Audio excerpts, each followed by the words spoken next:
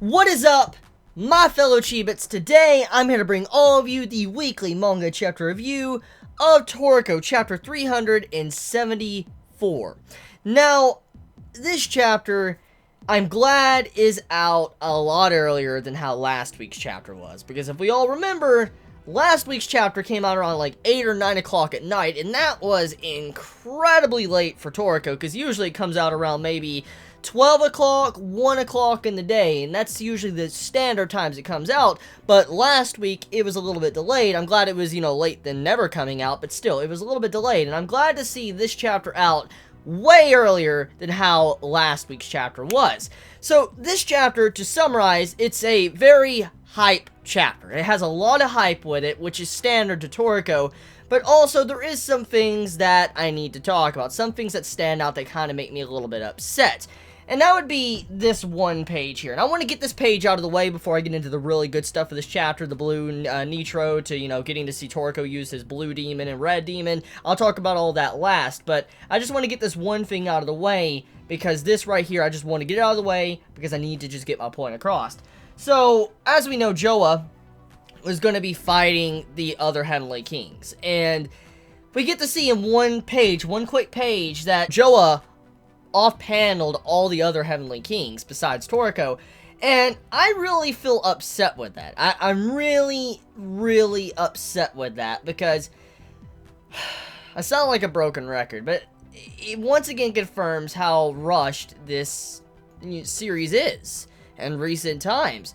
Having this entire fight just off-paneled like that makes me upset. It really does, because I wanted to see, the Heavenly Kings go up against Joa, fight, and do their last stand. Even if they were to get defeated, I would like to see them fight. Have them, a good battle. Even if it took like 10 fucking chapters, I would like to see it. But no, that did not happen. They were off-paneled, and, Tommy Rod and all that, and Grinpatch, they were pretty much rendered pointless. They appeared last week just to get destroyed in this chapter. Like, it wasn't that they really did a whole bunch, because we didn't get to see a lot of the stuff they did. They didn't have a lot of panels, and then they just disintegrated because, the Heavenly Kings, they got off-paneled. So, I'm a little bit upset how the hype from last week kind of just dropped down because of how this chapter was done, which once again goes to the problem with, rushing. Rushing is a key point I've noticed in recent times of Toriko,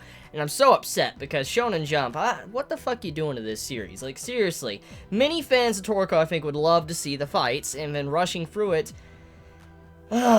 Anyways, getting off of that, let's talk about the good stuff of this chapter. So, the Blue Demon. The Blue Demon is fighting with Neo/Acacia, and oh my god, the fighting strength, and then God as well, God's strength, oh.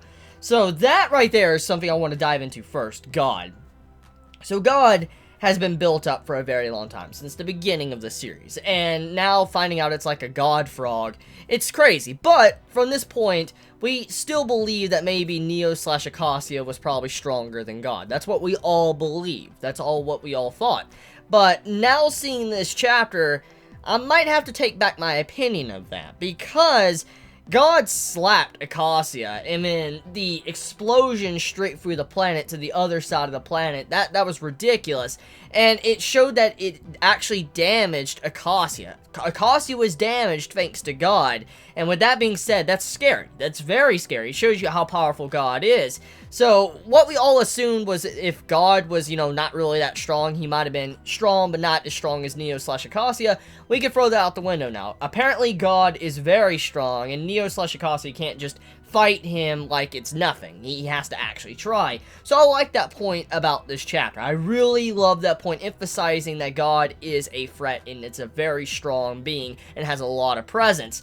Now, when it comes to Toriko and Acacia's fight, I really love the brief backstory to how gourmet demons can't really eat each other, and usually both sides would die, they would end up dying, and how we found out how some gourmet demons are a little bit different, how they can actually, devour other gourmet demons, like, Neo can actually devour other gourmet demon cells, and how he devoured Don Slime. So, finding this out, Toriko can also do this. He can also devour others, and that's what he was doing to Neo. So this adds a threat to Neo. Neo can actually die. He is there is a possibility he will die in this match. So I like that too. I like that brief little backstory to that, getting to find out, you know, how this makes sense. And then Toriko using the blue and red demon to fight Neo/Acacia, and they're both, you know, swapping out and stuff. That was really badass, and I've wanted to see some more action from the blue demon for a very long time since we saw it a while ago. And getting to see, you know, the blue demon once again fighting and stuff, going crazy.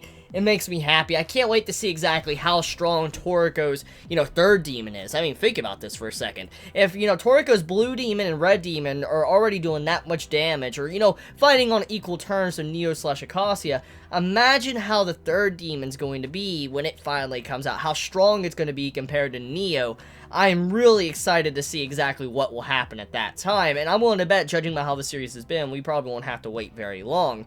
Now, besides the stuff going on with Toriko and, you know, Acacia, there is one scene in this chapter that was pretty fucking badass. And that was when Joa walks away from, after off-paneling, you know, the Heavenly Kings, Starjun, he makes his declaration like, do you know whose son I am? Like, who's my father? And I'm like, yo, we're about to get the reveal of Starjun's fucking father. Now, my first assumption, it's Midora. That's who I think it is, and I'm just gonna say right now, that's who I believe it is. And as we know, a couple of chapters ago, it was hinted that Toriko and Starjun are brothers. It was hinted at. So, when we find out more about, you know, Starjun's father, whoever it is, that would also mean that that is, you know, Toriko's father. So I'm excited also to see the revelations of next week's chapter. So let me know your thoughts in the comments below. I love you all so much. Please be safe. Chibi out.